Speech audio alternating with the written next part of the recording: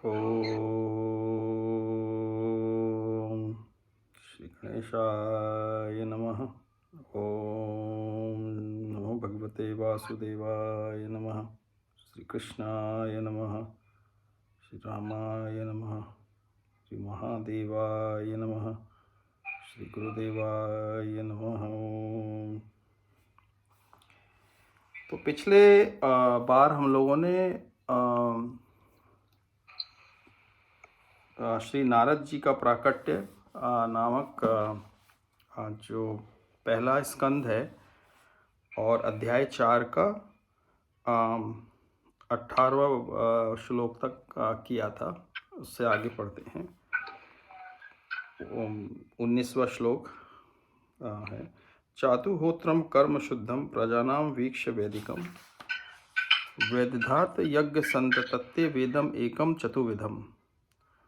उन्होंने देखा कि वेदों में वर्णित यज्ञ के वे साधन हैं जिनसे लोगों की वृत्तियों को शुद्ध बनाया जा सकता है।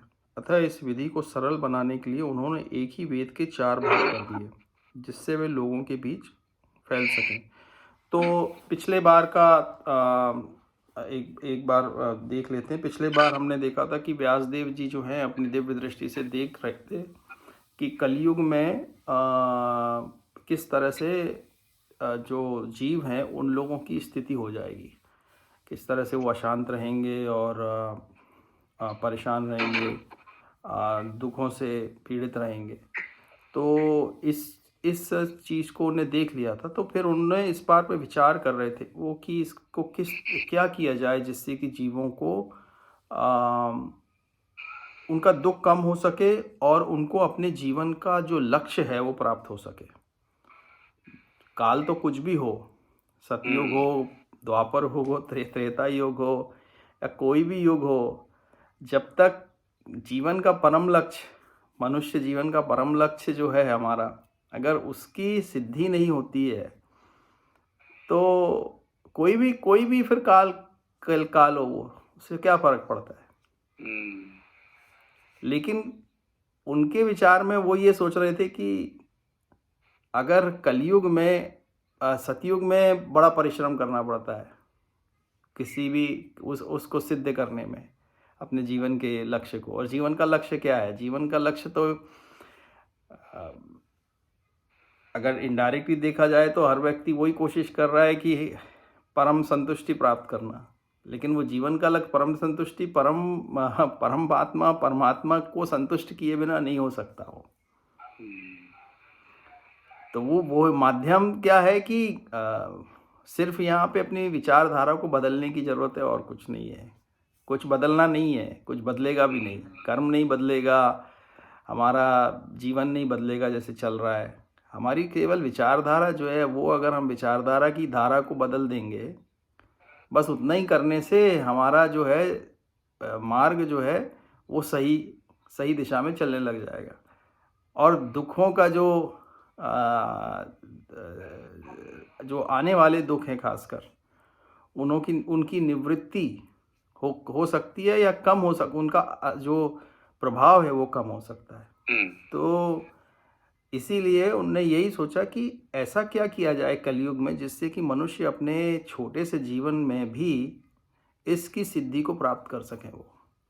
तो यहाँ पे उनने फिर क्या, उनके विचार से उन्होंने वेदों के 4 भाग कर दिए।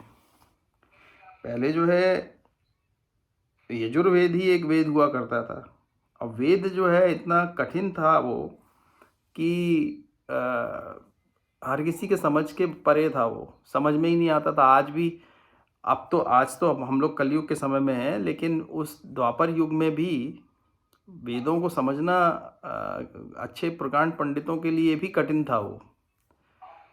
क्योंकि वेद जो है, वेदों में क्या है, एक छोटे से, मैंने तो वेद इतने डिटेल में पढ़े नहीं है, लेकिन जितना भी थोड़ा बहुत देखा है उसके आधार पे मेरे को ये समझ में आया कि वो एक छोटे से फार्मूला की तरह लिख दिया उसके अंदर, है ना, ब्रीफ में है, बहुत संक्षेप में है वो। और जैसे कहीं अगर कहीं अहम ब्रह्मास्मि, अगर ये लिखा है तो कहीं तो वेदों में लिखा होगा कि अहम ब्रह्मास्मि, है ना। अगर अब इसमें अहम ब्रह्मास्मि लिख दिया तो जीवों ने जो जो जो उसकी व्याख्या के लिए बहुत ज़्यादा क्या बोलते ना, खुला हुआ है। मतलब अगर उसने उनमें वेदों के अंदर जो दिया है, भगवान की वाणी है वो, लेकिन सामान्य व्यक्ति के लिए उसको समझना और उसकी सही सही व्याख्या करना वो कठिन काम है बहुत। तो कठिन क्या, it's not possible. The reason is कि जिन ऋषि मुनियों ने वो लिखे हैं उन्होंने परमात्मा के साथ एक तत्व होके उस वक्त लिखे, यानी वो परमात्मा ने उनसे लिखवाए हैं। तो उसका भाव अपन जब तक परमात्मा से नहीं जुड़ते उसका भाव समझ नहीं सकते पूरी तरह से, क्योंकि it is highly coded end encrypted जैसा है। तो उसको अगर हम अपनी स्थूल बुद्धि से उसको डिकोड करने की कोशिश करें तो इट इज नॉट पॉसिबल। तो वही उनका समझ में आ गया वो कि अब आजकल के जो मनुष्य हैं उनके समझ के परे की बात है ये। उपनिषद ही समझ में नहीं आते, वो तो छोड़ो, वेद छोड़ो, उपनिषद है, पुराण भी समझ में नहीं आते। तो उनने फिर क्या वेदों के 4 भाग कर दिए और अपने जो उनके जो शिष्य थे उनको एक एक करके दे दिए। तो जैसे इसमें है कि ऋग यजु साम अथर्व आख्यः वेदा चत्वार उद्धतः इतिहास पुराणम च पंचम वेदा उच्यते। मूल ज्ञान के स्रोतों के 4 पृथक विभाग किए गए, लेकिन पुराणों में ऐतिहासिक तथ्य तथा प्रामाणिक कथाएं पंचम वेद कहलाती है। तत्र ऋग वेदधरः पैल सामगः जैमिनी कवि वैशंपायन एव एक निष्णात यजुषामुतः। वेदों के 4 खंडों में विभाजित होने के बाद पैल ऋषि ऋग्वेद के आचार्य बने, जैमिनी सामवेद के, यजुर्वेद के कारण एकमात्र वैशंपायन यशस्वी हुए। एक मिनट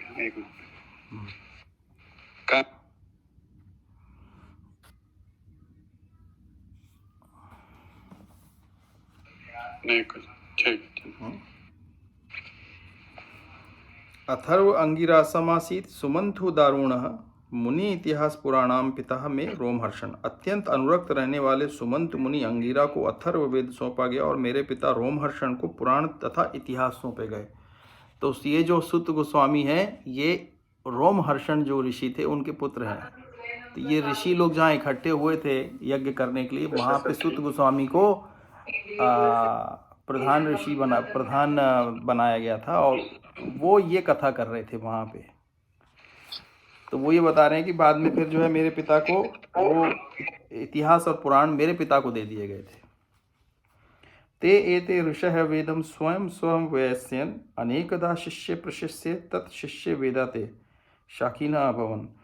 इन सब विद्वानों ने अपने समय में उन्हें सौंपे गए वेदों को अपने अनेक शिष्यों, प्रशिष्यों तथा अनेक भी शिष्यों को प्रदान किया और इस प्रकार वेदों के अनुयायियों की अपनी अपनी शाखाएं बन गई।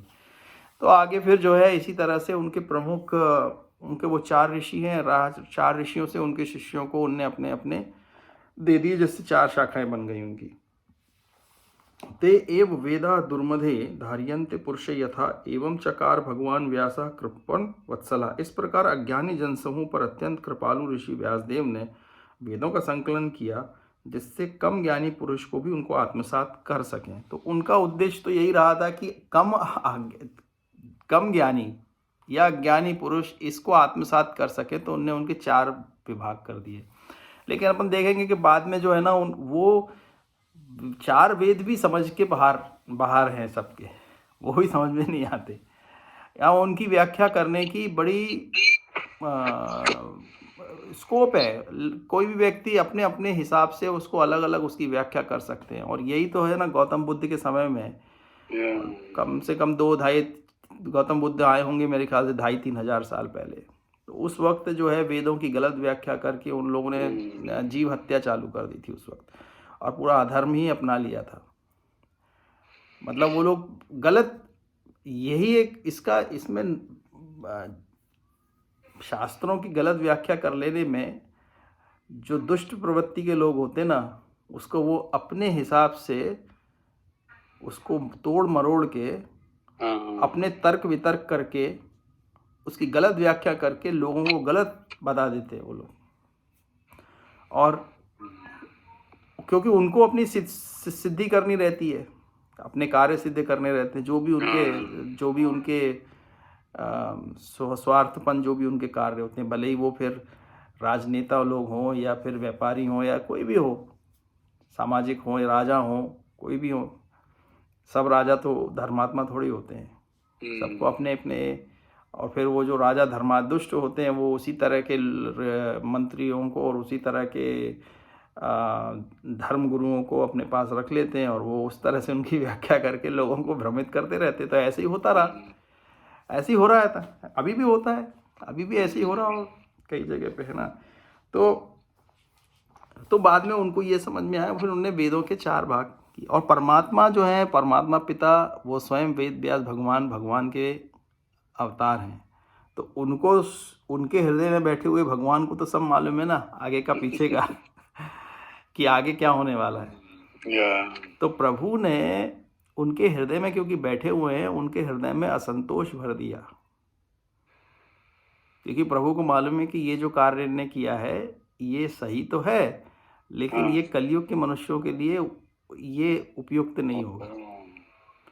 तो प्रभु ने क्या किया, उनके हृदय में असंतोष भर दिया। तो उनने ये काम जो कुछ भी किया उनको संतोष प्राप्त नहीं हुआ। वो बैठ के सोचने लगे कि मैंने इतना, उनने फिर महाभारत का निर्माण किया, महाभारत लिखी उनने, ये सोच के कि लोगों को महाभारत के माध्यम से उनके जीवन की सिद्धि, परम लक्ष्य की सिद्धि प्राप्त हो सके। तो उन्हें महाभारत का निर्माण किया। तो संतोष की भावना जो है ये भी ईश्वर ड्रिवन ही है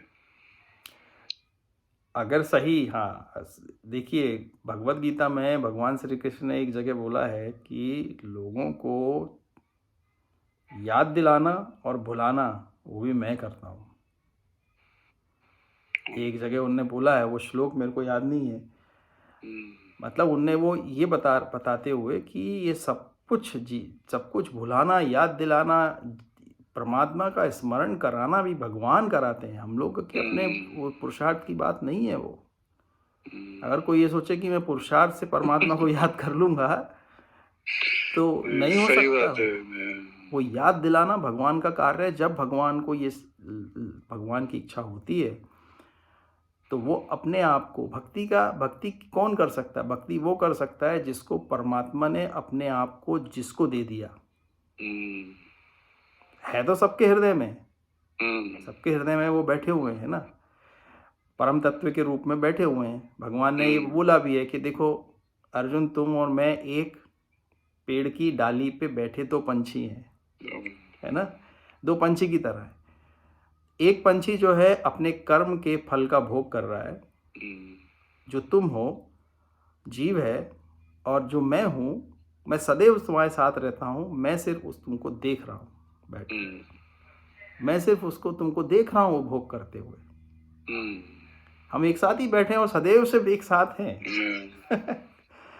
तो वेद में भी यही बात है, जो जीव और परमात्मा है, तो ये दोनों विद्यमान है शरीर में। जीव भोग कर रहा है और परमात्मा उसका साक्षी है, तो उसको वो ऑब्जर्व कर रहा है फुल टाइम। लेकिन परमात्मा और जीव के बीच में मेरे ख्याल से ये एक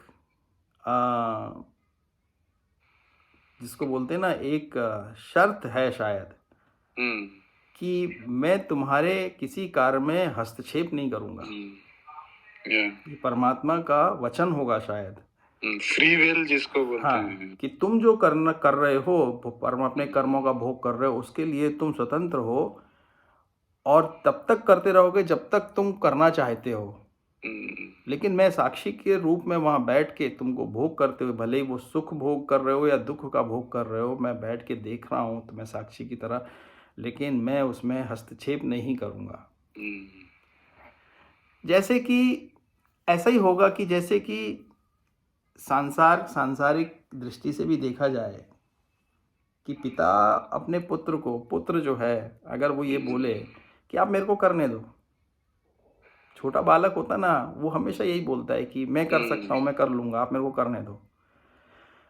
पिता को मालूम है कि ये गलती करेगा, इसको अभी अनुभव नहीं है, तो करना चाह रहा है, गलती करेगा। लेकिन पिता, और वो तो बालक है छोटा, लेकिन जो बड़े बुद्धि से तो बालक ही होते हैं ना, शरीर से अगर उम्र में बड़े भी हो जाएं, अपने आयु में आदमी बड़ा भी हो जाए, तो भी वो अपने जीवन को अपने हिसाब से चलाना चाहता है। पिता क्या बोलता है? वो बोलता है कि पिता इसलिए आगे आके उसकी मदद कर नहीं सकता जब तक वो ये बोल सकता है कि मैंने आपसे मदद नहीं मांगी, अब क्यों मदद कर रहे हो? मैं करना चाह रहा हूँ ना अपने तरह से। तो ऐसी स्थिति है ना कि कोई बहुत धनवान व्यक्ति हो संसार में, उसका पुत्र हो, वो चला जाए उसको छोड़ के, और क्योंकि वो तो धनवान व्यक्ति है, समझो राजा है, राजा को तो सर्वज्ञ है, वो सब जानता है कहाँ पे है, कौन क्या कर रहा है। वो तो परमात्मा पिता की तरह है, वो सर्वज्ञ है, सर्वविदित है, उसको सब मालूम है कहाँ पे कौन क्या कर रहा है। तो वो तो कर रहा है, लेकिन हस्तक्षेप क्यों नहीं कर रहा वो उसके? वो इसलिए नहीं कर रहा क्योंकि वो जीव की जो फ्री विल है, जिसको आप बोलते हैं, जो स्वतंत्रता है, उसमें वो हस्तक्षेप नहीं करता, और वो देखते रहते हैं कि ये दुख पा रहा है, कभी सुख भी पाता है वो, और जब सुख पाता है तो उसके लिए अपने आप को जिम्मेदार ठहराता है। देखो मैंने ऐसा किया, मैंने वैसा किया, मैंने इतना बड़ा सम्मान प्राप्त किया, मैंने इस देश को जीता, मैंने इतने लोगों को इतने लोग मुझे मेरे पीछे आते हैं, ये जो कुछ भी है, जिस भी मार्ग में जो भी सफलता उसको या जो भी उसको उसमें वो मिलती है, उसका श्रेय वो स्वयं लेने की कोशिश करता, स्वयं लेता भी है। तो वो सुख का भोग कर रहा है उस वक्त। लेकिन जहाँ पे भी अब जब सुख का भोग कर रहा है, लेकिन समय जब बदलता है और उसके कार्य के उसके अनुकूल जब उसका वो नहीं आता, उसका अनुकूल जब हल नहीं आता, परिणाम नहीं आता, प्रतिकूल आता है, फिर वो कोशिश बहुत करता रहता है उसको ठीक करने की। लेकिन फिर क्या है, कुछ समय के बाद वो परमात्मा को जिम्मेदार ठहराने लगता है उसकी गलतियों के लिए। वो कभी भी स्वयं को जिम्मेदार, दुनिया में आप देख लेना, जितने भी लोग असफल होते हैं, 99% लोग कभी भी, या जिनको दुख भी प्राप्त हो रहा होता है, ऐसा दुख, मानसिक दुख की बात करते हैं, शारीरिक दुख चलो छोड़ दो अभी, शारीरिक दुख तो के लिए तो सभी लोग दायनी हैं, और भगवान से सभी के लिए प्रार्थना करते हैं कि सबके शारीरिक दुख भगवान दूर करें। और इस जगत में बहुत कोशिश भी साइंटिस्ट, डॉक्टर्स लोग कर रहे हैं किसी तरह से शारीरिक दुख कम करने की। लेकिन मानसिक दुख जो होता है, क्लेश जो है, क्लेश जिसको बोलते हैं, वो शारीरिक दुख से मुझे लगता है बड़ा है वो। जो क्लेश है ना, जो क्लेश, मानसिक दुख शारीरिक दुख से ट्रिगर भी हो सकता है, उसको मैग्नीफाई करके और एनलार्ज करके एक्सपीरियंस करवा सकता है। हाँ, तो वो जो मानसिक दुख ऐसा है कि शारीरिक दुख के लिए तो किसी को शरीर में दुख रहा है, कुछ वो हो गया है, तो दवाइयों के माध्यम से उसको ठीक करने की कोशिश होती है, की जाती है। लेकिन जिस व्यक्ति का शारीरिक दुख ना हो, समझो, ज़्यादातर लोगों को तो मानसिक क्लेश ज़्यादा है, और मानसिक क्लेश का कोई दवाई है नहीं ना। मानसिक क्लेश को कैसे दूर करेंगे? क्योंकि मानसिक क्लेश जो है, व्यक्ति के पास सब कुछ होते हुए भी ये बड़ा व्यक्तिगत हो जाता है कि कोई बहुत धनवान हो, कोई बहुत सफल भी हो सांसारिक दृष्टि से, तो भी उसके मानसिक क्लेश के कारण वो उसको दुख अनुभव होता रहता है। तो वो दुख के कारण तो वो जिम्मेदार किसको ठहराएगा? परमात्मा को जिम्मेदार ठहराता है वो, और कभी भी स्वयं को जिम्मेदार नहीं ठहराता। अगर कहीं पे भी लड़ाई झगड़ा हो रहा है, कहीं संबंधों में दरार आ रही है, कहीं पे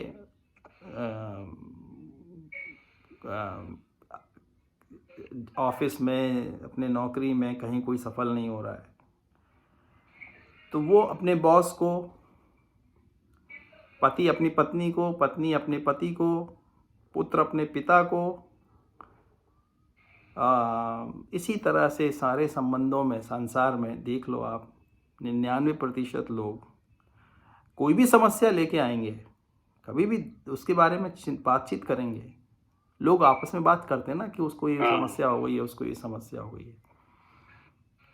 तो कभी कभी हम लोग ये सत्संग करते, तो कभी कभी किसी के साथ कोई बैठ के अपनी समस्या बताते हैं, बात करते हैं, तो कभी आप उनको वो बताते हैं कि उसने ये नहीं किया, मेरे बेटे ने ऐसा नहीं किया, मेरी पत्नी ने ऐसा नहीं किया, उसने कभी भी, उनका दृष्टिकोण हमेशा अपने अलावा सब पे रहता है,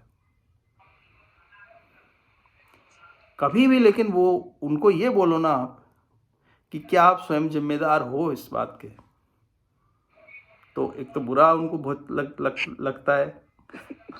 कड़वा है ना, सत्य कड़वा होता है ना। बात तो सही है। और क्या मेरे को एक और चीज रियलाइज है कि हम लोग डॉट्स को अच्छे से कनेक्ट नहीं करते, तो even though we want to be honest, but we are not always able to see the lineage कि किस रीजन से क्या, उससे क्या, उससे क्या, और फाइनली क्या हुआ। तो हमारी शॉर्ट साइटेडनेस काफी है, तो आई थिंक उसके कारण भी हम लोग रिस्पॉन्सिबिलिटी नहीं ले पाते, even though we want to be honest in. नहीं, उसका एक तो ये हमारी जो अहम तत्व है ना, उसकी अहम तत्व की एक कोई ये गुण है उसका। अहम तत्व क्या चाहता है कि सभी लोग मेरी सेवा करें। अहम तत्व क्या चाहता है, अहम व्यक्ति का जो होता है, या अहम से ही तो व्यक्ति अपना जो जीवन, सब कुछ जो भी व्यक्ति कर रहा है, धन क्यों कमा रहा है, वो इसलिए कमा रहा है ना कि सब कुछ, हर कोई मेरी सेवा, उसके मन में वो परमात्मा बनना चाहता है। परमात्मा क्यों बनना चाहता है? क्योंकि वो चाहता है कि जो ये प्रकृति है ये मेरी सेवा करे, और उस प्रकृति के जितने जीव हैं वो भी मेरी सेवा करें। लेकिन क्या दो परमात्मा तो नहीं हो सकते ना, परमात्मा तो पहले से है। हमारे अंदर ही परमात्मा का तत्व है। तो हम जो हैं, क्योंकि हम गुणमयी हो गए हैं, शरीर में हैं, तो हमारा दायित्व सेवा करने का है, हम सेवा करवाने का नहीं है। हमारा जो इच्छाएं है ना, हमारी जो ये इच्छा कि हर व्यक्ति मेरी सेवा करे, मेरी बात सुने, मेरे हिसाब से चले, मैं जो चाहूँ वो करे, तो ये जो मैं है ना, ये मैं तत्व जो है, अहम तत्व जो है, ये अहम तत्व ही दुख का एक बहुत बड़ा, मानसिक क्लेशों का बहुत बड़ा कारण है। क्योंकि हमारी जो स्थिति है, हम जीव के रूप में, हमारी स्थिति है सेवक की स्थिति में है हम, और हम बनना चाहते हैं सेवित। स्वामी।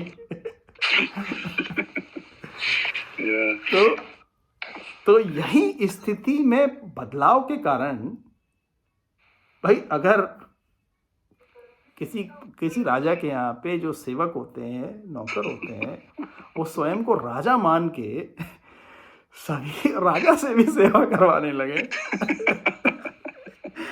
तो क्लेश नहीं आएगा क्या? दुख नहीं आएगा? राजा की कृपा मिलेगी या राजा की सजा मिलेगी? राजा की कृपा पाने के लिए, उनके कृपा पात्र बनने के लिए उनकी सेवा करनी पड़ेगी। अपनी जो स्थिति है, आप जिस स्थिति में हो, वो अगर हम उस स्थिति में रह के, उस दृष्टिकोण से, उस मानसिकता से हम आचार विचार करेंगे, तो हम सही हमको जो है प्रकृति, कृपा पात्र, हम प्रकृति के, परमात्मा के कृपा पात्र बन जाएंगे। और यानी तूने पिछले 2-3 सत्संगों में एक बात बड़ी बोली थी कि ये सब हम जो स्वयं प्राप्त करते हैं ये सब तो छोटी मोटी चीजें रहती हैं, लेकिन बड़ी चीज प्राप्त करने के लिए तो परमात्मा से मांगना ही पड़ता है। बड़ी चीज ऐसे ऐसे अपने छोटे मोटे एफर्ट से वो नहीं प्राप्त नहीं, हो कितने सकती। जन्म लगेंगे और कितने जन्म में आप जाके रावण की स्थिति को प्राप्त करोगे। रावण त्रिलोक का राज्य कर रहा था, रावण को भी, लेकिन रावण ने भगवान से मांगा था। जितने भी लोगों ने, जितना अब त्रिलोक का राजा बने जो लोग भी, जिनने भी ऐसे पद को प्राप्त किया है, जिसको पद प्राप्त करना मतलब जो उसको बोलते हैं ना कि सांसारिक दृष्टि से उच्चतम पद, ब्रह्म जी का पद जो है वो भी उच्चतम पद है ना। ब्रह्म के पद पे, इंद्र के पद पे, प्रजापतियों के पद पे, दिक्पाल जो है, ये सब भगवान के द्वारा नियुक्त किए जाते हैं। ये कोई बनता नहीं है, ये कोई मनुष्य बन नहीं सकता। ये हमारी छोटी सी जगत है, हम इस छोटे से जगत में ही बस राजा वाजा बनने की कोशिश करते रहते हैं। उससे क्या प्राप्त हो जाएगा? कुछ भी प्राप्त नहीं होगा ना। और जैसे दूसरा एग्जांपल है राजा वाला, तो अगर एक सम्राट है, उसका बेटा निकल गया उससे झगड़ा करके, तो वो कितना कर पाएगा? 2-4 छोटी मोटी जगह पे अपना ये कर पाएगा। लेकिन वही अगर वो सम्राट से बोले, उसी से प्रार्थना करे या उसी से ये मांगे कि मुझे चाहिए, तो वो तो खुद ही दे देगा ना। उसका पुत्र है वो, उसकी सारी संपत्ति राजा की उसी की होने वाली, उसी की है ना। लेकिन वो उससे विमुख होकर चला जाएगा। तो बस वहीं हम लोगों की जीवों की स्थिति और परमात्मा की स्थिति में यही एक सिमिलैरिटी बोलो, या यही एक उसका वो है कि हम लोग जो हैं विमुख हो चुके हैं, और विमुख होने के बाद हम अपना जगत बनाने की कोशिश कर रहे हैं। हम सब ब्रह्म हैं। हम ब्रह्मास्मि का मतलब मैं यही समझता हूँ कि हम सब ब्रह्म हैं। ब्रह्म मतलब क्रिएटर, जगत का क्रिएटर। हम सबका अपना अपना एक जगत है, सबका जगत है। आपका है, मेरा है, जितने जीव हैं उन सबका जगत है। हमारे एक घर के अंदर 4 प्राणी हैं, चारों प्राणियों का अपना अपना जगत है। वो बना रहे हैं उस जगत को, भले ही उनको ज्ञान हो या अज्ञान में बना रहे हैं। जगत बन रहा है, जगत बन रहा है। उसका एक हर दिन बनता रहता है। हमारी इच्छाओं और हमारी इच्छाओं और हमारी मानसिकता में, जो हमारे मानस में जो हमने विचार हैं, हमारी इच्छाएं हैं, जो हमारी लाइक्स डिसलाइक्स हैं, जो हमारे एफिलिएशंस हैं, जो कुछ भी है हमारा, जो कुछ भी सामग्री है, उसके आधार पे हमारा जगत बन रहा है। हमारे जगत बनने में उसके वो अनुभव हम कर रहे हैं। तो हमको ब्रह्म, इसीलिए मैं हमको समझते हैं कि हम ब्रह्म क्यों हैं। हम ब्रह्म इस हिसाब से हैं कि हम, ऐसे ही भगवान ने बोला ना, एक ब्रह्म थोड़ी है, करोड़ों ब्रह्म हैं। अभी एक कथा आएगी भागवतम में, जब जो ब्रह्मा जी जो हैं वो बाल गोपाल को चुरा के ले जाते हैं कृष्ण जी के। वो ये सोचते हैं कि कृष्ण जी कोई सामान्य व्यक्ति हैं और ये बड़ी लीला कर रहे हैं, मैं देखता हूँ कौन है ये। तो ब्रह्मा जी को ये नहीं मालूम था कि परमात्मा पिता स्वयं भगवान विष्णु है ना। तो वो उनको बाल गोपाल को चुरा के ले जाते हैं। तो जब ब्रह्मा जी वापस आते हैं, जब उनको समझ में नहीं, तो देखते हैं सब कुछ वैसे ही का वैसा ही है, कोई बदला तो है नहीं। तो फिर ब्रह्मा जी अपने हंस पे बैठे रहते हैं। तो फिर उस वक्त वो देखते हैं कि करोड़ों ब्रह्मा बैठे हुए हैं उनके अगल बगल। तो भगवान बोलते हैं कि तुम तो जो है, बाद में फिर भगवान से क्षमा मांगते हैं और भगवान से प्रार्थना करते हैं। लेकिन स्तुति, वो ब्रह्मा जी की जो स्तुति है भगवान के लिए, बड़ी प्यारी स्तुति है। वो हम आगे देखेंगे जब आएगी, तो उसमें भगवान की जो स्तुति की है उनने, वो जो प्रार्थना की है, बहुत ही अच्छी, बहुत ही मधुर और बहुत अच्छी स्तुति है वो। तो उस वक्त ब्रह्मा जी का मतलब वो कि आप तो एक ही ब्रह्मांड के, इसी ब्रह्मांड के ब्रह्मा हो। ऐसे करोड़ों ब्रह्मांड है, करोड़ों ब्रह्मा है। हमारा जो, जिसको समझ लो मिल्की वे हमारी गैलेक्सी है, तो हो सकता है मिल्की वे के एक ब्रह्मा हो बस। इसके अलावा तो मिल्की वे से भी कितनी बड़ी बड़ी गैलेक्सीज हैं और कितने बड़े बड़े करोड़ों ट्रिलियंस हैं, yeah. अनंत हैं। तो इसका क्या मतलब है? इसका मतलब हमारे समझ के हिसाब से यही है कि हमारा भी अपना एक ब्रह्मांड है जिसका हम लगातार सृजन कर रहे हैं, जिसके अंदर हमारे बच्चे हमसे उत्पन्न हुए। शारीरिक रूप से भी देखो तो हम ब्रह्म हुए ना, हमने अपने बच्चे पैदा किए तो हम ब्रह्म हुए ना, बच्चे पैदा हुए हमसे शरीर से, शारीरिक रूप से। और फिर विचारों के जो, एक तो ये हो गया कि ये जो स्थूल दृष्टि से हुआ, एक जो है सूक्ष्म दृष्टि से। सूक्ष्म दृष्टि से मतलब हमारे विचार, लाइक डिसलाइक जो है, उसके आधार पे हमारा जगत बन रहा है। तो हर व्यक्ति का, और वो स्वयं के, वो स्वयं होता है बीच में, बाकी सब जो उससे संबंधित होते हैं उसके जगत में, वो सब उसके चारों तरफ होते हैं। जैसे कि मैं हूँ, मेरा परिवार है, तो मैं ये बोलूँगा ये मेरा बेटा है, ये मेरा पत्नी है, लेकिन मेरे पत्नी के उसमें वो ये बोलेगी ये मेरा पति है। मतलब वो मेरे दृष्टिकोण से बात नहीं करेगी, वो अपने दृष्टिकोण से बात करेगी, बच्चा अपने दृष्टिकोण से बात करेगा। इसका मतलब क्या है कि वो केंद्र में है, स्वयं वो केंद्र में है, बाकी सब उनके जगत में है। तो मुख्य उसमें मुख्य कौन है? सबसे मुख्य पर्सनालिटी या मुख्य जो वो है, वो स्वयं है। वो तो कहने का मतलब ये है कि ये हमारे, इन अदर वर्ड्स तू ऐसे कह रहा है क्या कि मैं जिस तरह से जग को देख रहा हूँ, एक्सपीरियंस कर रहा हूँ, उसका सेंटर मैं हूँ, लेकिन कोई दूसरा पर्सन है, वो भी उसी वर्ल्ड को एक्सपीरियंस कर रहा है, लेकिन उसका centre of the world is himself, not me. वो है, वो स्वयं है। हर व्यक्ति अपने जगत का केंद्र बिंदु स्वयं होता है, और इसीलिए वो उस जगत का ब्रह्म है वो। तो एक और अध्यात्म में एक चीज बोलते हैं कि ये जो हेड रीजन है इसको ब्रह्मांड बोलते हैं। हाँ, वो तो चक्र है ना, जिनको ब्रह्मरंध्र जिसको बोलते हैं, ब्रह्मरंध्र। ब्रह्मरंध्र यहाँ पे तो 7 चक्र जो हैं, तो उस वो एक अलग विषय है, लेकिन उसमें भी ऐसे ही है। रिलेटेड नहीं है? नहीं, इससे रिलेटेड नहीं है वो, लेकिन हमारे अंदर ही, हमारे सूक्ष्म शरीर जो है, सूक्ष्म शरीर से भी परे हमारा जो रचना है, हमारे शरीर की जो रचना है, वो ब्रह्मांड की जैसी रचना है, वैसा ही है अंदर। मतलब वो जो चक्र हैं, चक्र बने हुए हैं, तो इसमें मूलाधार से लेके ब्रह्मांड तक जो हैं, वो पूरे 7 चक्र बने हुए हैं, ऊपर के चक्र। और अनुभव के आधार पे जो लोग बोलते हैं कि जब आपका आध्यात्मिक विकास होने लगता है, तो हम स्वयं अनुभव करेंगे कि हमारा जो चित्त वृत्ति है वो ऊपर के चक्रों की तरफ अपने आप जाती है और अपना अनुभव स्वयं होगा।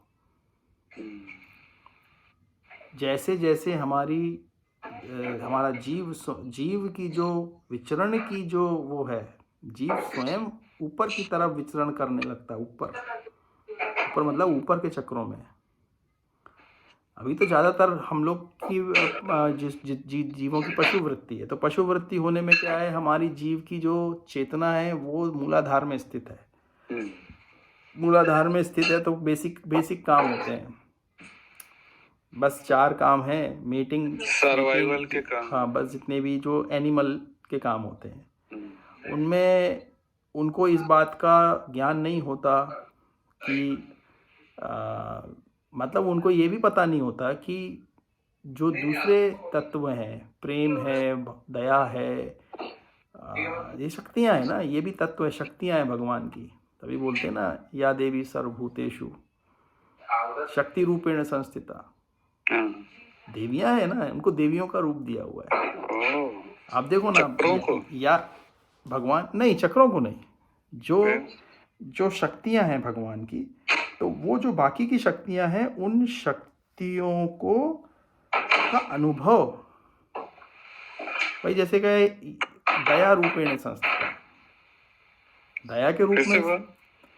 या देवी सर्वभूतेषु दया हाँ रूपेण संस्थिता, हाँ है ना, नमस्तस्ये नमस्तस्ये नमस्तस्ये नमः, मतलब दया के रूप में स्थित है, क्षुधा रूपेण संस्थिता, तुष्टि रूपेण संस्थिता, भक्ति रूपेण संस्थिता, शांति रूपेण संस्थिता। तो ये जितनी भी है, संतुष्टि है, शांति अच्छा। है, भक्ति है, शक्ति है, लक्ष्मी है, ये शक्तियां हैं, ये इनको देवियों का रूप दिया हुआ है, ये रूप रख सकती हैं, लेकिन ये भगवान की दिव्य शक्तियां हैं। तो जिसका जो मूलाधार में जिसकी चेतना स्थित है उनको इन शक्तियों का अनुभव ज्यादा नहीं होगा। दया का भाव नहीं होगा उनके अंदर, भक्ति का भाव कहाँ से होगा, शांति कहाँ से होगी, है ना। तो वही कहने का मतलब है कि ये अपनी जो चेतना है, जितनी ज़्यादा जैसे जैसे अध्यात्म में ऊपर जाते हैं वैसे वैसे हमारी जीव का जो इसको कंपन बोलो, वाइब्रेशन बोलो, वाइब्रेशन जो है, जीव अपने वाइब्रेशन में है, उसका वाइब्रेशन जितना सटल और जितना हाई होगा वो हाई होता जाएगा, वो ऊपर के लोकों में जाता जाएगा, ऊपर के चक्र में आता जाएगा। जैसे काम वासना जो है, अगर किसी की काम वासना प्रबल है तो उसकी चेतना आप देखोगे कहाँ विचरण करती है। काम वासना में फिर आप भोजन भी आ गया, काम आदि कृत्य भी आ गए, और जो कुछ भी लोभ मोह अहंकार, ये जितने भी तामसिक और जितने भी ऐसी तत्व हैं, ये सबसे जब जीव अपने उसमें होता है, भय है, मैथुन जो कुछ भी है, ये सब में उसकी जो चेतना है वो कम है, कम वाइब्रेशन है उसकी। जब चेतना कम वाइब्रेशन में होती तो वो ऐसे ही शरीर धारण करेगा ना, चेतना ऐसे शरीर धारण करेगा जहां पे उसकी उस वाइब्रेशन की पूर्ति हो सके। जो पशुओं की वृत्ति होती है, तो पशुओं की वृत्ति में फिर वो इसलिए पशु बन जाते हैं। और चेतना अगर और ग्रोथ हो जाएगी तो और जीव पेड़ वगैरह जो हैं वो वैसे हो जाते हैं। तो कहने का मतलब ये कि ये जिससे जैसे हमारी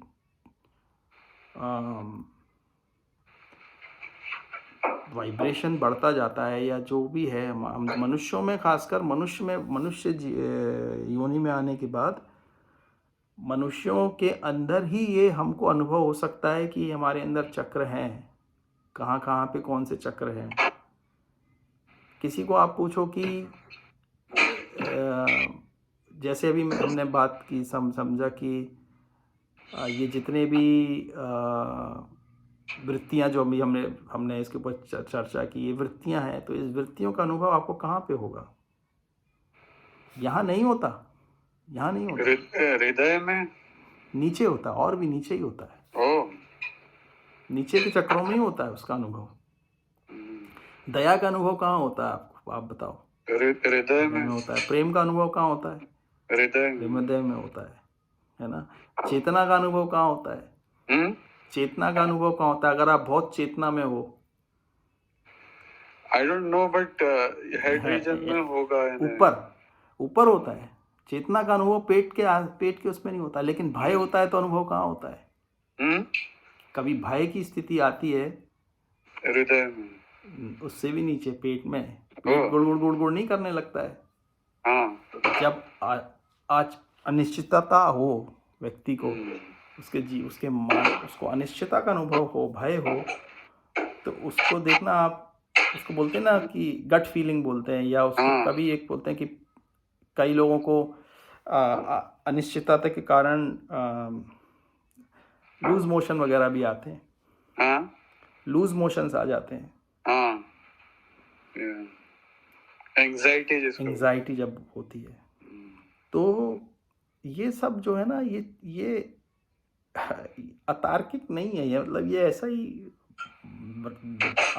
अपने शास्त्रों में कुछ भी मिथ्या भाषण नहीं है, अनुभव के आधार पे है सब। जब पूर्ण चेतना में आप होते हो तो जितनी भी दिव्य शक्तियां हैं, जिनको हमको जो ज्ञान है जिसको पाने के लिए, उसके लिए हमारी जीव को उस चक्र पे आना पड़ेगा। आएगा वो जहाँ उसकी चेतना ज़्यादा समय रहेगी। अगर चेतना नीचे वाले चक्रों में ज़्यादा समय रहेगी तो पशु वृत्ति जैसा वो व्यवहार रहेगा उसको दया वया का कोई ज़्यादा भाव नहीं रहेगा। आप देखो ना, जो लोग जीव हत्या करते हैं वो लोग उनको भूख लगती है तो वो बोलते हैं चलो आज ये जीव की हत्या करके, दया कहाँ होती है। लेकिन जिसकी चेतना ऊपर आ चुकी है, जिसमें अध्यात्म में जो आगे जा चुका है, उसकी चेतना में उसको है ना, वो जीव में दया का भाव आएगा। मतलब उसको वो उस जीव को वो भोजन की तरह ना देख के उसको उसमें परमात्म तत्व दिखेगा। दृष्टि में कितना भेद है देखो। तो यही है कि मतलब शेर को तो हिरण जो है वो भोजन दिखता है, भोजन ही दिखता है उसको। मनुष्यों को भी जो बहुत ज़्यादा तामसिक भोजन खाते हैं या वो करते हैं, जिनके पास विकल्प नहीं है उनकी बात छोड़ दीजिए, क्योंकि जिसके पास विकल्प नहीं है वो भूखा है तो वो खाएगा, कोई बात नहीं है। लेकिन जिसके पास विकल्प है, लेकिन वो उसमें उसको भोजन वो किसी जीव को देखता है जिसको खाया जाता है, भले ही कुछ भी हो, तो उसको उसमें स्वाद दिखता है। तो मतलब ये है कि वो जो है जीव जो है वो मूलाधार में विचरण कर रहा है, और ऐसा नहीं कि हमेशा वहीं रहता। उसकी मुख्यता कहाँ पे है वो भाई, जब वो किसी बात पे, वही व्यक्ति जब किसी बात पे गहन चिंतन करता है, ऐसा तो नहीं ना कि वो पूरे टाइम वहीं रहता है। जो गहन चिंतन कर रहा है, किसी विषय के ऊपर विचार कर रहा है, कुछ कर रहा है, तो उसकी चेतना में उसका जीव उस वक्त आता है। लेकिन ये कहने का मतलब है कि ये एक अलग विषय है, बहुत लंबा। आपने इसमें और भी शास्त्र हैं जिसमें हम लोग जब कभी पढ़ेंगे तो उसमें बहुत अच्छे से और भी समझाया हुआ है। लेकिन अभी यही अपन मोटे मोटे तौर पे यही समझ लें कि अपने अंदर ही सब ब्रह्मांड स्थित है। ब्रह्मलोक तक हम जा सकते हैं, अपने शरीर से ही ब्रह्मलोक तक जा सकते हैं, वहाँ पे विचरण कर सकते हैं। और जो लोग ध्यान में जाते हैं, जिनको ध्यान की स्थिति ज़्यादा होती है, जो धारणा शक्ति जिनकी ज़्यादा होती है, क्योंकि इसमें क्या है, धारणा शक्ति होना बहुत ज़रूरी है अगर आपको ऊपर के लोगों का अनुभव भी करना है तो। स्वयं अनुभव में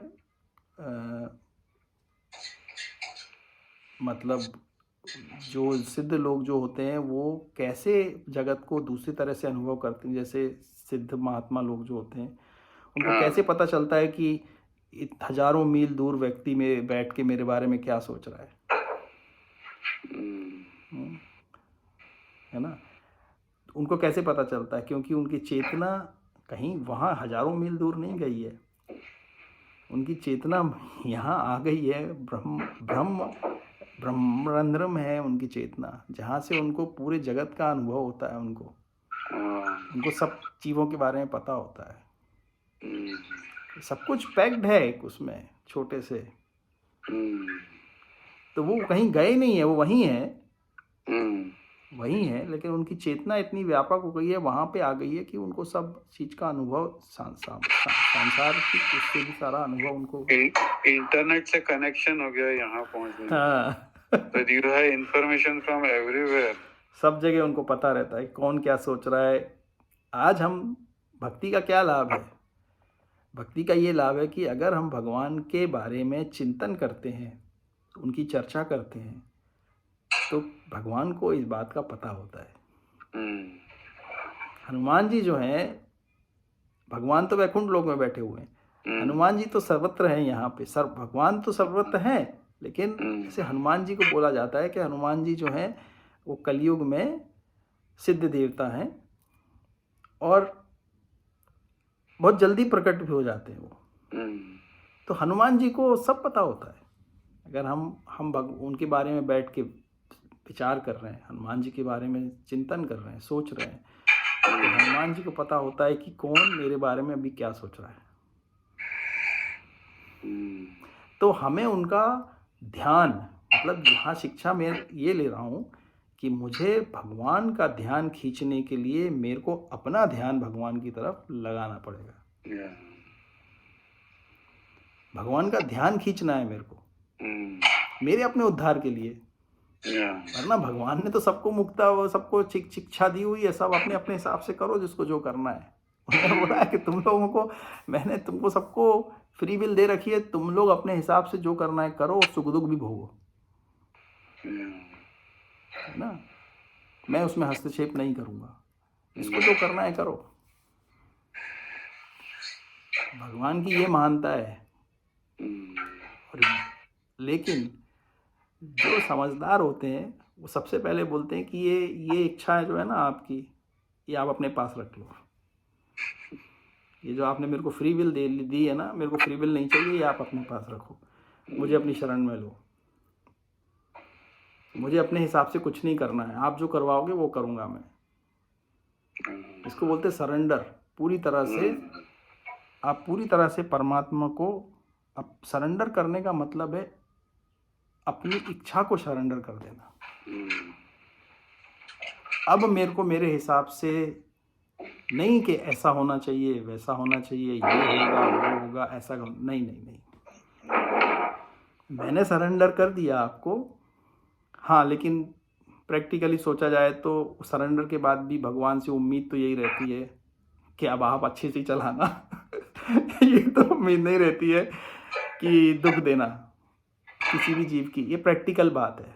नहीं, सरेंडर तो तभी होगा जब ये समझ में आए कि भगवान जैसे भी चला रहा है अच्छा ही चला रहा है।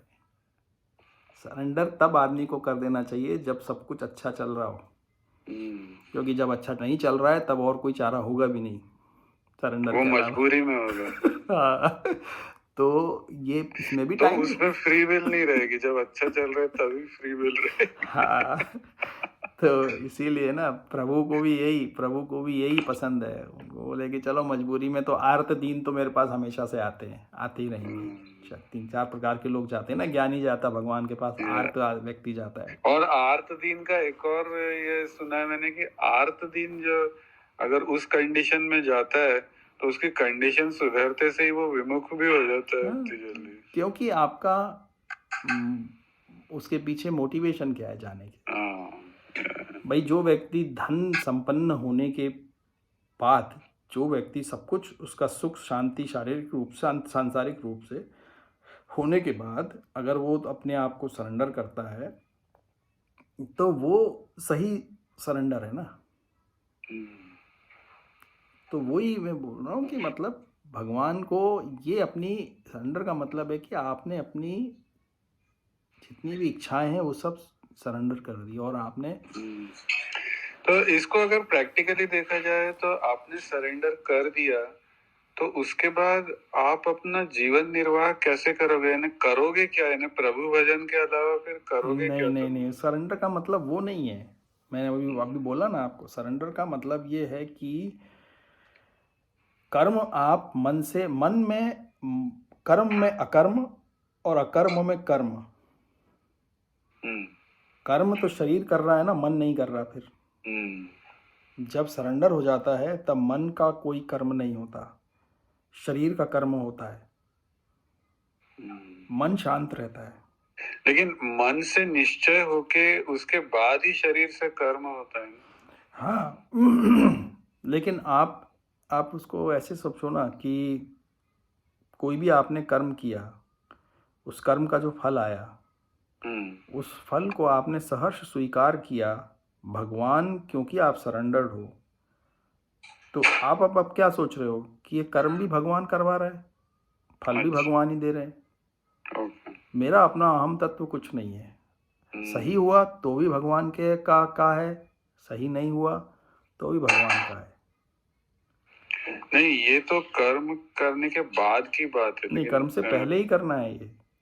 नहीं, लेकिन मैं पूछ रहा हूँ कि कोई भी कर्म होगा ही क्यों और कैसे, यानी जीवन निर्वाह भी प्रभु ही कर देगा और फिर उसके अलावा और दृष्टिकोण कुछ बदलना है कर ना भी क्या अपना, करना है? सिर्फ दृष्टिकोण बदलना है हमको, सिर्फ अपना दृष्टिकोण बदलना है कि जो कुछ ये हो रहा है, और दृष्टिकोण में भी क्या बदलना है, हम इसको तार्क के रूप में भी हम इसको अगर सोचें, लॉजिकल जिसको बोलते हैं, बड़ा तार्किक है कि क्यों ये सब कुछ, हमारा जन्म ही, हमारे जन्म से ही एक बालक राजा के यहाँ, एक बालक निर्धन के यहाँ, एक बालक किसी देश में अफ्रीका में पैदा होता है, एक बालक अमेरिका में, एक इंडिया में, किस, आप सोच लो ना, सबकी अलग अलग स्थिति, स्टार्ट ही, शुरुआत ही सबकी अलग है। जो उनके मान लिया जाए अपने हाथ में नहीं है वो, तो जब वही अपने हाथ में नहीं है, ना जीवन की इस शुरुआत अपने हाथ में, ना जीवन की अंत अपने हाथ में है, तो बीच का फिर क्या करने का क्या है अपने हाथ में? भ्रम है मात्र, भ्रम है कि ये मैं कर रहा हूँ, मैं ऐसा करूँगा, मैं ऐसा पालूंगा, मैं ये करूँगा, वो करूँगा, भ्रम है वो। मिल सकता है, कई बार नहीं मिलता है, भ्रम इसकी स्थिति है ना वो। वरना सब आदमी, सभी लोग एक ही स्थान, एक ही रेस जब होती है तो सब एक ही स्थान से सबको शुरू करना चाहिए। तो सब एक स्थान से शुरू नहीं करते। राजा के यहाँ जो बच्चा पैदा हुआ है उसको तो सारे साधन प्राप्त है ना, उसको आप कैसे किसी से तुलना करोगे जो बच्चा किसी निर्धन आर्त दीन के यहाँ पैदा हुआ है? फिर राजा के यहाँ जो बच्चा पैदा हुआ, हो सकता है वो मूढ़मती हो, तो समझ में नहीं आता उसको। आर्त दीन के यहाँ जो बच्चा पैदा हुआ, हो सकता है बहुत विद्वान हो। बड़ी विचित्र है भगवान की प्रकृति ना, इसमें कुछ भी ये मान लेना कि ये मेरा है, मैं ऐसा कर लूँगा, किया जा सकता है, ऐसा नहीं है नहीं किया जा सकता है, लेकिन अपने पुरुषार्थ से व्यक्ति चाहे तो बहुत सब कुछ कर सकता है। लेकिन कलयुग का जो समय है ना, प्रैक्टिकली आप देखो, विश्वामित्र जी ने हजारों साल तपस्या की थी। वही मेरे दिमाग में भी वही आया था कि विश्वामित्र जी का जो है, उनने तो अपना ब्रह्मांड, वो अपना ब्रह्मांड, आज भी उनके नक्षत्र बनाए हुए नक्षत्र आज भी हैं दक्षिण दिशा में। त्रिशंकु जी आज भी उल्टे लटके हुए हैं। त्रिशंकु को उन्होंने सशरीर, राजा त्रिशंकु जो थे उनको सशरीर भेजा था स्वर्ग, जिसको वशिष्ठ जी ने भी मना कर दिया था कि क्या बात कर रहे हो। वशिष्ठ जी के पुत्रों ने 100 पुत्रों के पास गए थे, वो उनने भी शाप दे दिया कि तुम चांडाल हो जाओ, तो हमने गुरु की आज्ञा को नहीं माना तुमने, और तुम सशरीर जाना चाहते हो। वशिष्ठ जी ने जब बोल दिया कि नहीं हो सकता, संभव नहीं है, तो फिर भी वो उनके बेटों के पास चले गए। उनके बेटों ने भी उनको चांडाल का वो दे के भगा दिया। फिर वो विश्वामित्र जी के पास चले गए। विश्वामित्र जी ने बोला मैं भेजूंगा तुमको। विश्वामित्र जी ने उनको भेजवा भी दिया, चलो इंद्र क्या, स्वर्ग में भिजवा दिया। इंद्र ने उनको धक्का देके वहां से उतार दिया, बोला ऐसे थोड़ी आ सकते हो तुम, जाओ उल्टे लटक जाओ। उल्टे नहीं लटक जाओ, मतलब धक्का दे दिया, तो वो गिरते हैं उस वक्त, तो वो अपने पुकारते हैं, तो उनको विश्वामित्र जी बोलते हैं कि ठहर जाओ, वहीं ठहर जाओ। उनको ठहर जाते हैं वहीं, तो बोलते हैं अच्छा कोई बात नहीं, मैं है ना, मैं ऐसा स्वर्ग बनाता हूँ जिसके इंद्र, तुम ही इंद्र होगे। वो बनाने लगते हैं, नक्षत्र बना देते हैं, सब बना देते हैं, वो बनाने लगते हैं। तो फिर सब देवता लोग आ जाते हैं, बोलते हैं कि क्षमा करो, आप मत करो। तो क्या हम कहने का मतलब बताना ये चाह रहे हैं कि पुरुषार्थ से व्यक्ति चाहे तो कर सकता है, लेकिन प्रैक्टिकली हम लोगों के लिए क्या संभव है क्या वो अभी इस वक्त? हमें तो अपनी स्थिति से ये देखना है कि हमारे लिए प्रैक्टिकली क्या उचित है जो हम करें, जिससे कि हमारा जीवन का लक्ष्य प्राप्त हो सके। हम विश्वामित्र जी की तरह हजारों साल तपस्या नहीं कर रहे, उतनी आयु ही नहीं है इस वक्त। अच्छा चलो कर भी ली, किसी ने 50 साल की तपस्या, 30 साल की तपस्या भी कर ली, तो पा सकता है, वो प्राप्त कर सकता है। हम्म। तपस्या तो इतनी करके तपस्या करके ईश्वर की प्राप्ति कर लें, बाकी वही ना, और कुछ क्यों प्राप्त कर। और वही ना, फिर और प्राप्त करने का क्या। लेकिन सोचो ना, विश्वामित्र जी ने तपस्या की ब्रह्म ऋषि बनने के लिए। उनको देव ब्रह्म ऋषि मतलब सप्त ऋषि सप्त ऋषि बनना था उनको, सप्त ऋषि में स्थान चाहिए था। वो क्षत्रिय थे वो, और उनका पूरा चरित्र गुण गुण सब क्षत्रिय के गुण थे उनके अंदर। आम तत्व बहुत था, क्रोध बहुत जल्दी आता था उनमें। वशिष्ठ जी जैसे तो कोई भी गुण नहीं थे उनमें। लेकिन वही प्राप्त किया जा सकता है, लेकिन प्रैक्टिकली संभव नहीं है। तो वही कहने का मतलब है कि अब जो समय है, ऐसे समय में ऐसा क्या किया जाए, तो ये उस पर विचार कर रहे हैं वो।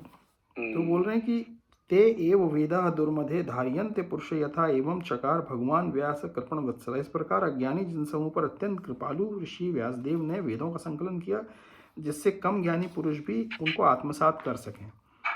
स्त्री शूद्र द्विज बंधुनाम त्रयी न श्रुतिगोचरः कर्म श्रेयसी मूढ़ानाम श्रेय एवं भवेत इति भारतम आख्यानम कृपया मुनिय कृतम। महर्षि ने अनुकंपावश हितकर समझा कि ये मनुष्यों को जीवन का चरम लक्ष्य प्राप्त करने में सहायक होगा। इस प्रकार उन्होंने स्त्रियों शूद्रों द्विज बंधुओं के लिए महाभारत नामक ऐतिहासिक कथा का संकलन किया।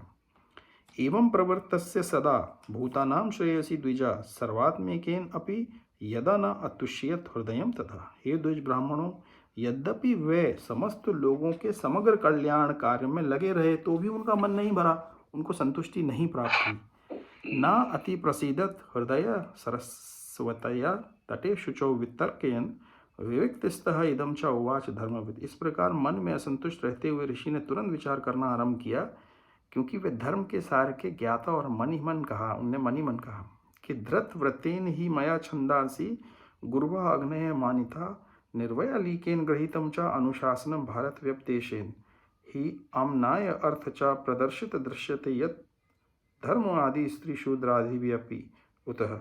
मैंने कठिन व्रतों का पालन करते हुए वेदों की, गुरु की तथा यज्ञ वेद की मिथ्या आडंबर के बिना पूजा की है।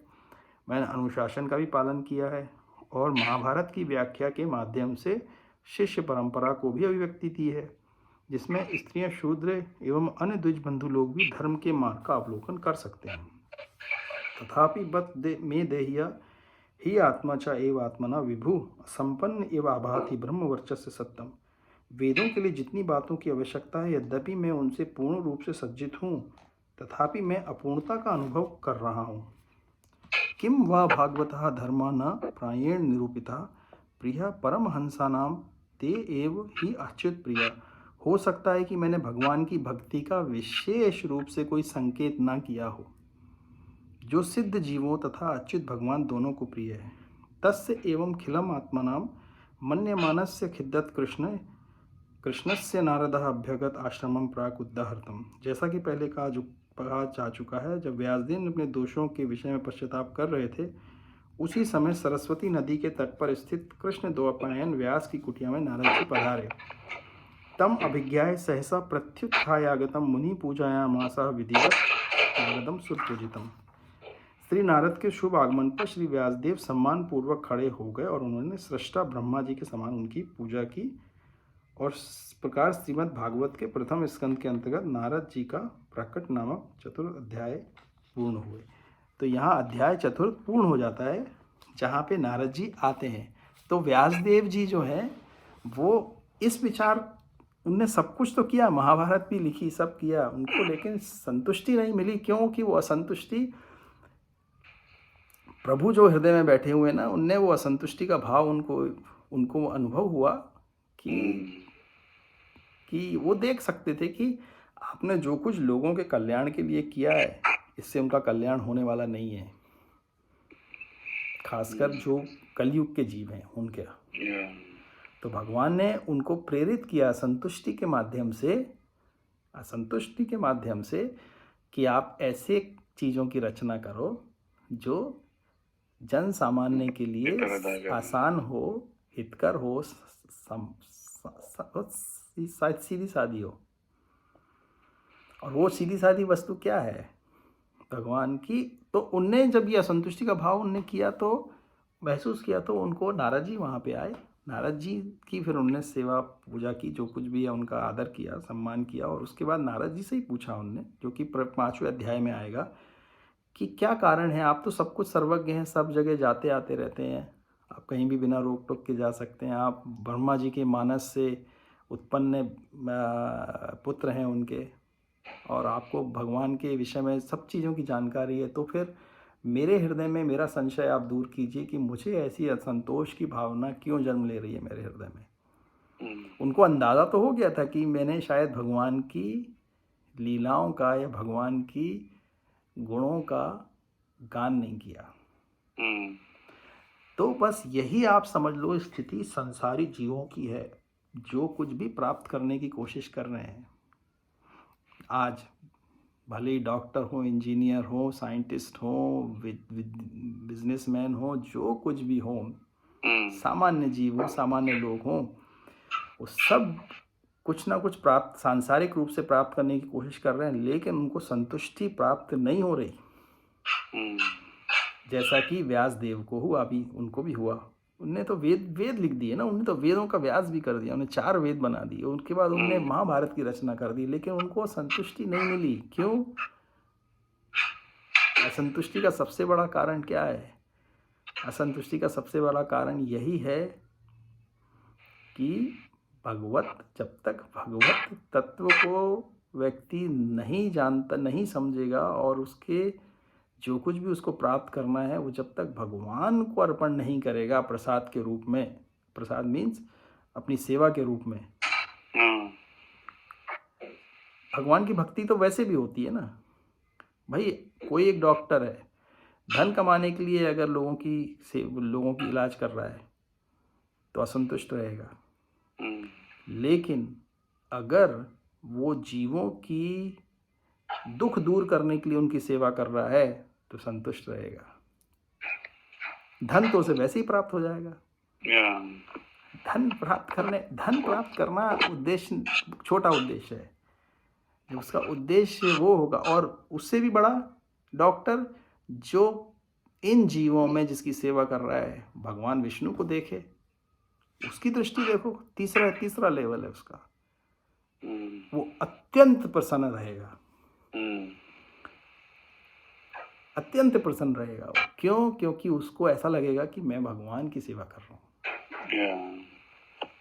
तो दृष्टि में कार्य तो वही कर रहा है ना, प्लानिंग भी करेगा, कार्य भी करेगा, यूनिवर्सिटी भी जाएगा, पढ़ाई भी करेगा। तो आपका जो क्वेश्चन था कि हम कैसे करें, तो यही यहाँ पे मन में अकर्मणता है। मन कर्म नहीं कर रहा, शरीर कर्म कर रहा है, मन सेवा कर रहा है।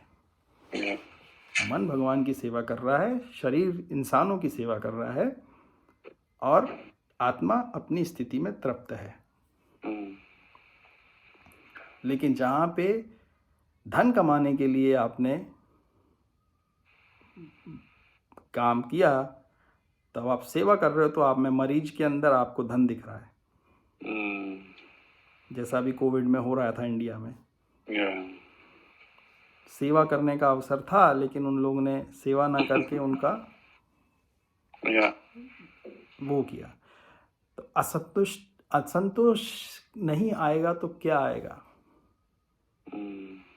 दुख नहीं आएगा तो क्या आएगा? क्योंकि दृष्टि ही गलत हो गई ना। यही बताने की कोशिश कर रहे हैं कि आप जो भी कर रहे हो अपने जीवन में, आप सेवा भाव से अगर आप उस कार्य को कर रहे हो, भले ही आप अपने ऑफिस का भी कार्य कर रहे हो, तो ऐसे ही समझ लो कि देखिए, मैं जिस जगह काम करता हूँ, मेरी टीम में 5 लोग हैं, ठीक है, 10 लोग हैं, जितने भी हैं मेरे नीचे हैं, अगर वो, तो मैं ऐसी भाव से काम करूँ ना कि मैं देखूं कि उन लोगों को भी कोई वो कहीं फंस रहे हैं, कहीं अटक रहे हैं, कुछ समझ में नहीं आ रहा, तो मैं उनको समझा सकूं, ताकि वो लोग सुखी रहें। ये भाव आए ना कि मेरी टीम के लोग जो हैं वो सुखी रहें। मैं कुछ ऐसा मेरे को अगर और इस भावना से आप कार्य करोगे तो जब ये भावना रहेगी, कोई भी कार्य में आप कर रहे हो, आपका संबंध मनुष्यों से ही होने वाला है। भले ही व्यापार कर रहे हो, भले ही नौकरी कर रहे हो, आपका बॉस होगा, आपके कलीग होंगे, है ना। अगर इस दृष्टि से, या घर के अंदर, तो अगर हमारा कार्य जो है वो, हमारा जो व्यवहार के लेवल पे, स्तर पे हमको सब मनुष्यों से व्यवहार करना है, तो व्यवहार जब कर रहे हो आप, तो यही समझ लो ना कि यार इसके अंदर जो परम तत्व है, परमात्मा तत्व है, मैं उसको देखूँ ना, उसको कोशिश करूँ उसको देखने की, तो वो दृष्टि सही बैठेगी। फिर कभी कभी हो सकता है कि वो आपके अनुकूल व्यवहार ना करे, तो प्रैक्टिकली मैं यही समझता हूँ कि जो व्यक्ति आपके अनुकूल व्यवहार करने के बावजूद भी उसका व्यवहार आपके प्रति प्रतिकूल है अगर, तो फिर बेहतर ये है कि आप उसके साथ अपना व्यवहार कम कर दो। That is a practical way. Practical है वो कि आप अनहैप्पी ना रहने से, अनहैप्पी रहने से बेटर है कि व्यवहार कम करो। व्यवहार कम मतलब ऐसी स्थिति क्रिएट करो। इनफैक्ट क्या होता है कि जैसे जैसे आपकी अध्यात्म में शक्ति बढ़ती जाती, तो आपकी इच्छा शक्ति प्रबल होती है। इच्छा शक्ति प्रबल होने से आप अगर गलती से एक बार इच्छा भी कर दी कि यार मेरे संसार में इस व्यक्ति को मेरे को नहीं चाहिए, तो आप देखोगे कि वो व्यक्ति आपके जीवन से चला जाएगा। मतलब अगर कोई व्यक्ति इतना ज़्यादा दुष्ट है कि वो परेशानी कर रहा है, वैसे तो ऐसा कोई होता नहीं है, लेकिन मात्र इच्छा शक्ति से अगर किसी की अध्यात्म में उसकी इतना प्रबल हो गया है ना वो, तो उसकी इच्छा शक्ति बहुत प्रबल होती है। इसीलिए बोलते हैं ना कि जो लोग अध्यात्म में आगे बढ़ गए होते हैं, ऋषि मुनि, उन लोगों से थोड़ा दूर ही रहना चाहिए। क्यों? क्योंकि वो तो आते हैं, उनकी अगर उनके हृदय में कहीं गलती से, वो बोलते हैं ना श्राप दे दिया, वो ऐसे श्राप वचनों से नहीं दे के चले जाते। समझो कि कोई गांव है, कहीं है, कोई महात्मा आ गए, अब वो लोगों ने किसी ने कोई सेवा नहीं की या कुछ नहीं किया, तो वो क्या है कि थोड़े दुखित होके चले गए वहाँ से। तो बोलेंगे तो कुछ नहीं, कि बोलेंगे कि यार कैसे लोग हैं, मतलब वो विचार भी उनके मन में आ गया ना, तो वो श्राप की तरह काम कर जाता है। इसीलिए हमें जो है ना उनसे ऐसे व्यक्तियों से, जब हम खुद उस लेवल के नहीं हो गए ना, तो उनसे दूर रहना ही अच्छा है। क्योंकि और अगर उनका हृदय में अच्छा विचार आ गया तो अपना तो जीवन सफल हो जाता है ना। अपना जीवन सफल हो जाएगा। क्यों? क्योंकि वो आपको वरदान दे के चले जाएंगे, कुछ अच्छा बोल के चले जाएंगे। तो वही है कि हमारी दृष्टि जो है, हम जो भी कार्य कर रहे हैं, तो यही कोशिश करता हूँ कि अगर कोई अनुकूल नहीं है तो आप अपना काम करते रहो अच्छे से, और आप अपने काम के माध्यम से बात करो, अपने व्यवहार से नहीं, कार्य के माध्यम से। और दृष्टि जब सही होगी ना, तो कार्य सही होता ही है। आपके जो आप डिसीजन लेते हो, वो डिसीजन लोक हित में ही होते हैं, हित से नहीं होते, वो लोक हित में होते हैं। लोक हित में जब कोई काम होता है ना, और उसमें अगर उसकी जो इच्छा है व्यक्ति की, अगर वो बहुत लोक हित में है, अच्छी है, पवित्र है, तो उसमें आप देख लेना कि गलत, क्योंकि सब करने वाली शक्ति प्रकृति है भगवान की शक्ति जो प्रकृति है ना, उसको सब पता होता है कौन क्या कर रहा है, किस विचार से कर रहा है, क्या नहीं कर रहा है, उसको सब मालूम है। और वो जिससे जो काम कराना है वो करवाती है। भगवान की जो इसको माया शक्ति बोलो, प्रकृति बोलो, जो भी बोलो, उसको जो करवाना है वो करवाती है, जिससे करवाना है वो करवाती है। दुष्ट से दुष्ट काले काम करवाती है, सज्जन से सज्जन वाले काम कराती है। हाँ, वो जिसको जैसी प्रेरणा देती है, जिसके हृदय में जैसी प्रेरणा आती है, वो वैसा कार्य करता है। वो सज्जन से दुष्ट वाला काम अपवाद तो सब जगह होते हैं, करने को तो कुछ भी हो सकता है, लेकिन तार्किक तो नहीं लगता कि वो कोई व्यक्ति सज्जन से दुष्ट वाले काम कराएगी और दुष्ट वाले से। तो उस कहने का मतलब है कि संतुष्टि प्राप्त करने का आसान तरीका ये है कि हम अपनी दृष्टि में व्यापकता ले आएं। अगर हम अपनी दृष्टि में व्यापकता ले आएंगे तो फिर वो जो है हमको सही सही दिखेगा, सही काम होगा। फिर जैसे डॉक्टर के एग्जाम्पल से हमने देखा ना कि होते ना तीनों टाइप के डॉक्टर, लेकिन तीसरा टाइप का डॉक्टर होना कठिन है। और उस दृष्टि में आना उसको कि वो ये देखे कि मरीजों में भगवान को देखे। वो बात वैसे नहीं हम बोल रहे हैं कि भगवान बीमार है, बोलना ये चाह रहे हैं कि भगवान का तत्व है उन व्यक्तियों के अंदर भी। जब आप उनको ठीक कर रहे हो, उनकी सेवा कर रहे हो, तो आप ये सोचो कि जो परम तत्व है उसको संतुष्टि मिल रही है, और उसका परम तत्व हमारा परम तत्व अलग है ही नहीं। तो जब उसको संतुष्टि मिल रही है तो स्वतः मुझे भी मिलेगी, क्योंकि वो दोनों तत्व जुड़े हुए हैं। सबके अंदर परम तत्व, आपके अंदर मेरे अंदर जो परम तत्व है जिससे ही सही सुख की प्राप्ति होती है, वो तत्व सबके अंदर कनेक्टेड है, जुड़ा हुआ है वो। तो वो उस भावना से जो कार्मिक व्यक्ति है, जो कर्म करना चाहते हैं, जो बहुत ज़्यादा जीवन संसार में कुछ करना चाहते हैं, उनके लिए जो रासिक गुण से अभिभूत हैं और जो बहुत कुछ करना चाहते हैं, तो उनके लिए सही है कि करते रहें, लेकिन दृष्टि अपनी व्यापक कर दें बस, तो संतुष्टि आने लगेगी। बाकी धनवन तो अपने आप आएगा। प्रसिद्धि, धन तो ये क्या है, ये तो नेचुरली आएगा। उसके लिए कार्य करने की जरूरत नहीं है। आप जब जनहित में आप बड़ा कार्य करते हो तो वो सब चीज़ें स्वतः ही आएंगी। वो तो, और वो उसको आपको मतलब भी नहीं है। जब आप उसके पीछे पड़े ही नहीं हो तो वो आएगी भी तो क्या करोगे उसका। संतुष्टि तो आपको कहीं और मिल रही ना। मतलब वो है कि संतुष्टि कहाँ, ये जो चीज़ें है ना, यही बस थोड़ी सी संकीर्ण मानसिकता होने के कारण, लेकिन ये लॉजिकल भी है। मतलब हम यही सोच रहे हैं कि ये लॉजिकल है। मतलब ये कोई एक अंधविश्वास नहीं है कि दृष्टि व्यापक कर देने से आपको संतुष्टि प्राप्त हो जाएगी। संतुष्टि प्राप्त होने से शांति प्राप्त हो जाएगी, शांति होने से सुख की प्राप्ति होगी। तो और वो सुख की प्राप्ति जिसको बोलते हैं ना कि जो अपने आप ही जब वो सुख का अनुभव होगा, तो जिसको बोलते हैं ना कि वो भगवान की जो भक्ति है, ये सब भक्ति ही संभव कर रही है। क्या संभव कर रही है? भक्ति ही ये सब संभव कर रही है। वो जो व्यक्ति जो सेवा कर रहा है मरीजों की, वो भक्ति ही तो है भगवान की। जो ये देख के सेवा कर रहा है भगवान को। एक बार कृष्ण जी का एक भागवतम में एक कथा आती है। किसकी कथा? भागवतम में उनकी 8 रानियां थी मुख्य। उसमें उनकी जो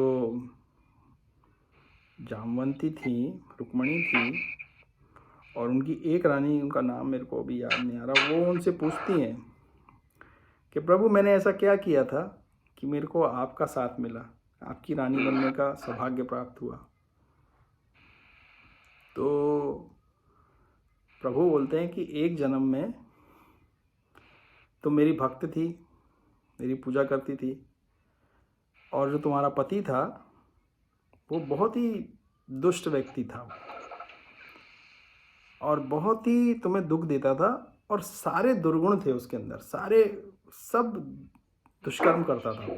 वैश्यावृत्ति हो, नशावृत्ति, जो बोलो आप, सब करता था। लेकिन तुम हमेशा उसमें भगवान मेरे को देख के उसकी सेवा करती थी।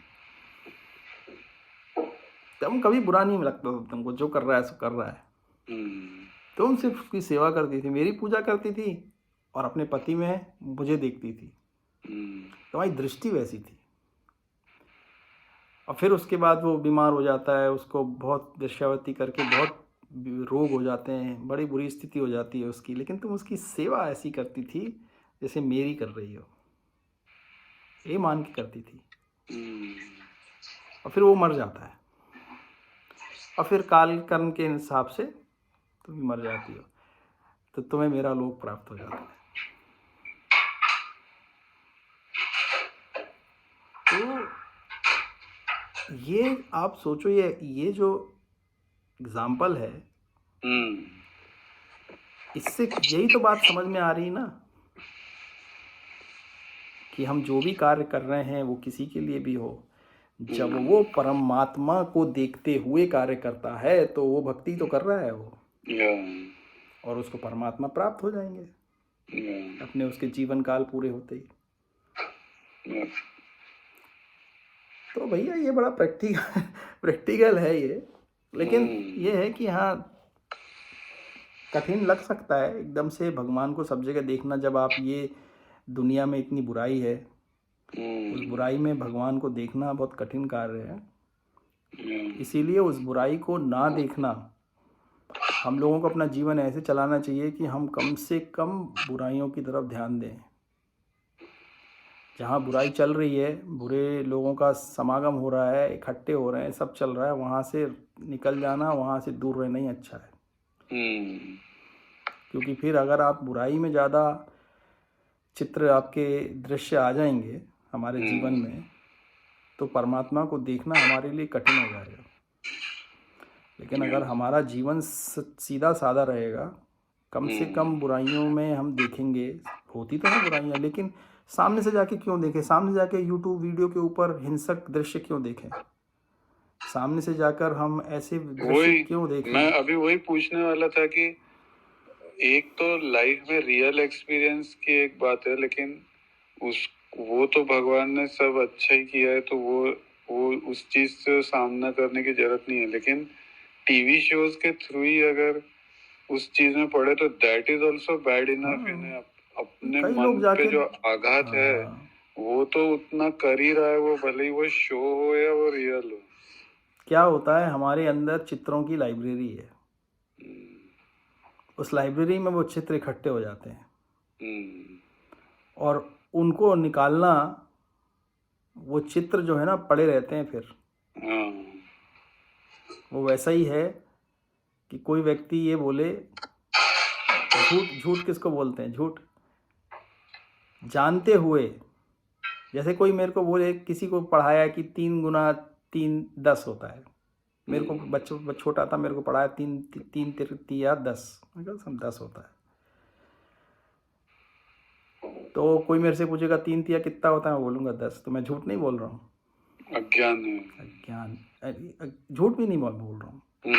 लेकिन किसी ने मेरे को बोला कि 3 तिया 9 होता है और मैं 10 बोल रहा हूँ, तो मैं जानता हूँ कि 3 तिया 9 होता है, लेकिन 10 बोल रहा हूँ, वो झूठ है ना। तो कहने का मतलब है कि अब जब मेरे को मालूम चल गया है कि 3 तिया 9 होता है, तो मैं इसको झुटलाऊं कैसे? मतलब मैं कैसे मान लूं? मुझे नहीं पता हो, मान लो वो मालूम ही ना हो, तो मेरे लाइब्रेरी में 9 है ही नहीं। लेकिन जब मालूम हो, और अब आप किसी को बोलो कि अब आप इसको भूल जाओ, तो मैं 9 को कैसे भूलूं? तो वही है कि जब मैंने बुराई अपने अंदर उसको देख के अनुभव कर ली, तो वो मेरे अंदर है, अब मैं भूलूं कैसे उसको? अच्छा तो वही होता कि मैं देखता ही नहीं, क्योंकि आत्मा के अंदर सब चला जाता है मटेरियल। लेकिन हमारे अंदर है। अब इसका ये नहीं है कि जो आ गया है उसको कैसे निगेट करें, भूलें कैसे? तो उसको भूलने की अब कुछ करने की जरूरत नहीं, परमात्मा की तरफ आप अपना मन लगा लो, वो सब अपने आप ही भूल जाए, सब अपने आप पवित्र हो जाएगा। कामदेव जो हैं वो भी परमात्मा के अवतार हैं, है ना। परमात्मा के अवतार अनंग देव जो हैं, कामदेव जो हैं, रति के जो पति हैं, और भगवान श्री कृष्ण के पुत्र होके पैदा हुए अनिरुद्ध। जब कृष्ण जी आए तो कामदेव अनिरुद्ध के रूप में पैदा हुए, और उनकी जो पत्नी थी रति, वो फिर उनसे जाके फिर अनुरति से फिर से दोबारा से विवाह करते हैं, क्योंकि शिव जी जो है कामदेव को भस्म कर देते हैं। ठीक है, तो हमको किसी से घृणा करने की जरूरत नहीं है कि ये बहुत कामुक है, ये बहुत क्रोधी है, ये सब प्रकृति के अंदर सब जो है ना, ये सब अपने मन के अंदर विभाजन करने की जरूरत नहीं है। सब भगवान का किसी ना किसी तरह से कुछ ना कुछ से बना हुआ है ये जगत। कुछ अच्छी दिखती हैं चीज़ें, कुछ बुरी दिखती हैं, लेकिन उन पे चिंतन करने की जरूरत नहीं है, क्योंकि उसका कोई लाभ नहीं है ज़्यादा चिंतन करना वहाँ पे। बुराइयों की तरफ मत देखो, दूर रहो, अच्छा है। सबसे अच्छा प्रैक्टिकल एप्लीकेशन ये है कि जुआ घर मत जाओ, वेश्यावृत्ति करने कोई जा रहा है, बोल रहा है चलो भाई मेरे साथ, मत जाओ। कोई बोलता है चलो यार अपन बाहर चलेंगे, वहाँ बैठेंगे, ड्रिंक करेंगे, मत जाओ। ये जो चीज़ें हैं ना, कि उन जगहों को अवॉइड कर दो तो आपकी चित्तवृत्ति स्वतः ही साधारण सिंपल रहेगी। और जब वो सिंपल रहेगी तो हम बुराई नहीं देखेंगे, तो हमें दुनिया में भगवान का रूप देखना, कोई मैं बोल रहा हूँ ना, जब बुराई नहीं है मन में अंदर, दिखाई नहीं दी है हमारे अंदर, लेकिन आ गई है, तब देखना कठिन है। लेकिन ऐसा नहीं है कि सब ने देखी है बुराई, है ना। हमने पूर्व जन्मों में बहुत देखी है, की भी है, ऐसा नहीं है कि नहीं की है। हमने बहुत बुरे बुरे कार्य किए सबने, है ना। तो अब उसका क्या करें, हमारा जो चित्त है हमको घसीटेगा उस तरफ, हमको उस तरफ लगाएगा, वो खींचेगा उस तरफ। तो उसके लिए क्या करें, है ना, प्रभु स्मरण करें। बस वही है उसका एक ही तरीका है कि आप जो अपना कार्य कर रहे हो उस कार्य को आप करते रहो, और उसको प्रभु के स्मरण के माध्यम से उस कार्य के फलों में आने वाले जो उस कार्य के बीच के जो फल हैं उनको खत्म करते जाओ। स्मरण यही करता है, जो पूर्व जन्म के बीज हैं उनका नाश कर देता है, और जो अभी के कर्म हो रहे हैं इनके आगे आने वाले जो फल हैं उनके बीजों का भी नाश कर देता है। और जब वो नाश होने लगते हैं तो शांति का अनुभव होने लगता है। जैसे जैसे पूर्व जन्म के संस्कार खत्म होते जाएंगे वैसे वैसे व्यक्ति को शांति का अनुभव स्वतः होने लगेगा, स्वतः ही होने लगेगा। क्यों? क्योंकि आत्म तत्व अपने उसमें, जिसको बोलते हैं ना, खिलने लगे। जैसे फूल खिलता है ना, ऐसे आत्म तत्व धीरे धीरे खिलने लगेगा। आत्म तत्व खिलता, आत्म तत्व की गुण है उसका, सच्चिदानंद है, वो अपने आप सच्चिदानंद आनंद अपने आप ही होने लगेगा। तो ये है। तो चलो आज यहीं पे समाप्त करते हैं, ठीक है। Thank you. श्री गुरु राम राम। चलो फिर वो